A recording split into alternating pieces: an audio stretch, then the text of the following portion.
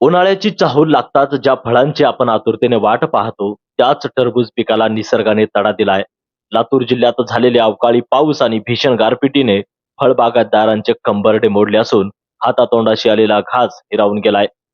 कडक उन्हात रसाळ आणि गोड टरबूज खाण्याची मजा काही औरत असते, मात्र यंदा या फळाची गोडी अवकाळीने हिरावून घेतली आहे. लातूरच्या बाजारपेठेत आवक सुरू होण्यापूर्वीच निसर्गाने आपला कोप दाखवलाय. जोरदार वारे आणि गारांच्या माऱ्यामुळे कैऱ्यांचा अक्षरशः सडा जमिनीवर पडलाय, तर दुसरीकडे उन्हामुळे तयार झालेले टरबूज शेतातच फुटून चिखलात गेले आहेत. ज्या टरबुजाला बाजारात चांगली किंमत मिळण्याची अपेक्षा होती त्या टरबुजाला गारांनी अक्षरशः भगदाड पाडला आहे. हजारो रुपयांचा खर्च, रात्रीचा दिवस करून घेतलेली मेहनत आता मातीमोल झाली आहे. आंबा बागायतदार आणि टरबूज उत्पादक शेतकरी आता पूर्णपणे हतबल झाला असून शासनाने तातडीने पंचनामे करून मदत करावी अशी आर्त हाक बळीराजा मारतोय. निसर्गाच्या या लहरीपणामुळे शेतकरी पुन्हा एकदा कर्जाच्या खाईत ढकलला गेला आहे. आता सरकार या नुकसानीची दखल घेऊन दिलासा देणार का, हे सुद्धा पाहावं लागणार आहे. आणि याचाच आढावा घेतलाय आमचे प्रतिनिधी नितीन कुमार बनसोडे यांनी. लातूर जिल्ह्यामध्ये कालपासून झालेल्या अवकाळी वादळी वाऱ्यासह पावसानं आणि गारपिटीनं लातूरच्या शेतकऱ्याचं कंबरडं मोडलंय. ज्वारी, गहू, हरभरा या पिकासोबतच फळबागाच्या पिकांचं देखील मोठ्या प्रमाणात नुकसान झाले.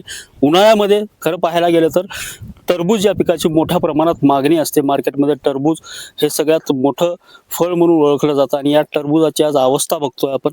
हे ते टरबुजाचं फळ आहे, ही टरबुजाची बाग आहे आणि कालच्या गारपिटीमुळं अशा पद्धतीनं या टरबुजाला गारपिटीचा तडाखा बसलाय आणि फळ जे आहे त्या फळाला छिद्र पडलेलं आहे आणि या फळाला छिद्र पडलं असल्यामुळे हे फळ पूर्णपणे वाया गेलेलं आहे. अशीच परिस्थितीची आहे ती संपूर्ण या फळबागेची आहे आणि या फळबागेवरती मोठ्या प्रमाणात गारपीट झाल्यामुळं या फळबागेचं नुकसान या ठिकाणी झाले आहे. माझ्यासोबत या फळबागेतले शेतकरी आहेत. मला सांगा, किती एकरवरती ही फळबाग आहे आणि कालच्या पावसामुळे काय फरक पडला? साहेब, ही माझी कमीत कमी 5 एकर फळबाग आहे. ही टरबुजाची बाग केलेली आहे आणि काल 4 वाजतापासून जे पाऊस झाला आणि याच्या गारपिटीमध्ये 50% माझं कमीत कमी 50% नुकसान झालेलं आहे. मग ही 50% नुकसान भरपाई करून देण्यासाठी शासनाने तात्काळ चौकशी करावी आणि मला काय का होईना हातभार लावावा ही माझी नम्रतेची विनंती आहे. निश्चित स्वरूपात अशा पद्धतीने पाहायला गेलं तर फळबागेचं मोठ्या प्रमाणात नुकसान आहे. मात्र हवामान खात्याने दिलेल्या अंदाजानुसार 3 ते 4 दिवस असाच पाऊस किंवा गारपीट राहण्याची शक्यता वर्तवली जात आहे. मला सांगा, 3 ते 4 दिवस हवामान खात्याचा अंदाज वर्तवलेला आहे. अजून 2 दिवस जर पाऊस पडला तर काय परिस्थिती या ठिकाणी उद्भवू शकते? 2 दिवस जर पाऊस पडला तर शेतकऱ्याला काहीच राहणार नाही. शेवट आत्महत्या करावं लागेल. सरकारने आमच्याकडे बघावं. आता किती एकर मध्ये नुकसान आहे? 3 एकर मध्ये नुकसान आहे. किती उत्पन्न अपेक्षित होतं आणि आता काय? आतापर्यंत 3 एकर मध्ये कमीत कमी 8 ते 9 लाखाचं उत्पन्न निघालं होतं गेल्या वर्षी. पण गेल्या वर्षी पण पाऊस पडला, पण माल गेल्यानंतर पाऊस पडला. आमदा आहे ती माल लागणे जे जाण्याच्या आधीच पाऊस पडलेला आहे. आता किती नुकसान आहे, किती उत्पन्न अपेक्षित होतं? 40 ते 50% नुकसान आहे.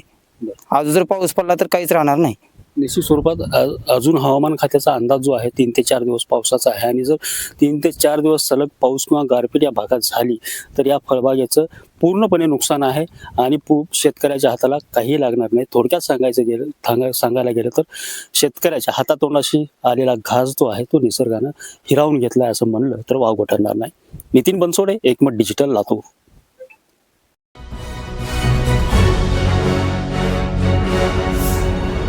Thanks for watching Ekmat Digital.